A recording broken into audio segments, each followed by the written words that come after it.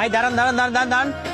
কোথায় যাচ্ছেন? বাসায়। গাড়ি কি নিজের নামে করা? বাসা কোথায়? জি মালিবাগে। পাশের উনি কে? উনি এই তোতলামি করছেন কেন? ক্লিয়ারলি খুলে বলেন।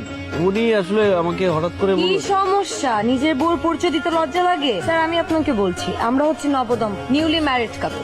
নতুন বউকে নিয়ে এত রাতে বের হয়েছেন, কয়টা বাজে? উনি কি আসলে আপনার স্ত্রী নাকি অন্যের বউকে নিয়ে ভাগিয়ে এনেছেন? আরে কি বলছেন, অন্যের বউকে কেন ভাগিয়ে আনবে? আসলে আমাদের অনেক শখ ছিল যে আমরা যেদিন বিয়ে করব বাসর রাতটা আমরা বাসায় না করে সারা রাত আমরা পুরো ঢাকা শহর ঘুরে বেড়াবো। রাত ঘুরে সকাল হলে সূর্যোদয় দেখে চলে যাব বাসায়। ঝামেলা আছে, থানায় নিয়ে চলেন। দিন রাত চলছে ছোটার পিছনে ঘুরতে ঘুরতে ভিতরের রসকস সব শুকায় গেছে। স্যার আমার একটা কথা।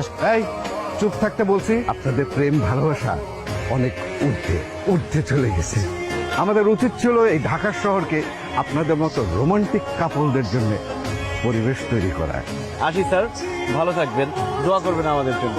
আসসালামু আলাইকুম। বড় একটা ভুল করে ফেলেছি তো। কন্ট্রোল রুম থেকে নোটিশ এসেছে, যে মেয়েটা বাইকে ছিল হ্যাঁ? সে বাসা থেকে পালিয়েছে। হ্যালো। আসলে না আমি অনেক সরি। আমি জানি আমি আপনাকে কালকে খুব ডিস্টার্ব করেছি। I am really sorry. আচ্ছা আপনি একটা কাজ করুন না, আপনি আন্টিকে মানে আপনার মাকে একটু জিজ্ঞেস করুন না। আমি না এই মুহূর্তে না পারছি ওই ছেলেকে ভুলতে, না পারছি ওকে ছাড়তে। আমার এখন কি করা উচিত? আপনি যদি একটু আন্টিকে জিজ্ঞেস করে জেনে আমাকে একটু জানাতেন। ঠিক আছে, জানাবো। আর আন্টি কি বললো?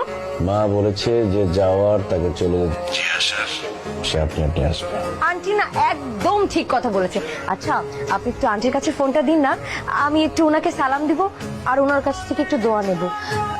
আর আন্টিকে বলবো যে আমি পালিয়ে গেলেও আমি কিন্তু মেয়ে হিসেবে খারাপ।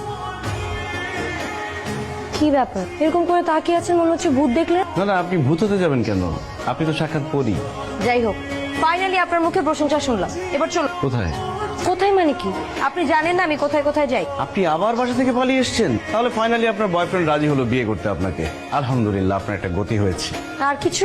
আমার মা কি বলে জানেন? আমার মা বলে যে মেয়ের বিয়ে একবার ভেঙে যায় সেই মেয়ের বিয়ে হতে অনেক কাঠখড় পোড়াতে হয়। আপনার ভাগ্য তো অনেক ভালো, আপনার বয়ফ্রেন্ড রাজি হয়ে গেছে আপনাকে বিয়ে করতে। আপনি এত বেশি কথা বলেন কেন বলেন তো? যাতে পেটের ভাতটা হজম হয়। What a bad joke.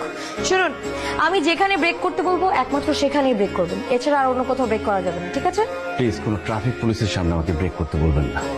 আপনি না বেশি কথা বলেন। চলেন। আপনার বাসার দিকে আমার একটা কাজিন থাকে, লাস্ট কয়েকদিন থেকে খুব বায়না ধরছিল ওকে রান্না করে খাওয়ানোর জন্য। বায়না ছিল, তার মানে তো আপনি ভালোই রাখতে জানেন। ভালো না, তবে সকাল থেকে খুব কষ্ট করে রান্না করেছি। করে যখন নিয়ে গেলাম না, গিয়ে দেখি ও বাসায় নেই।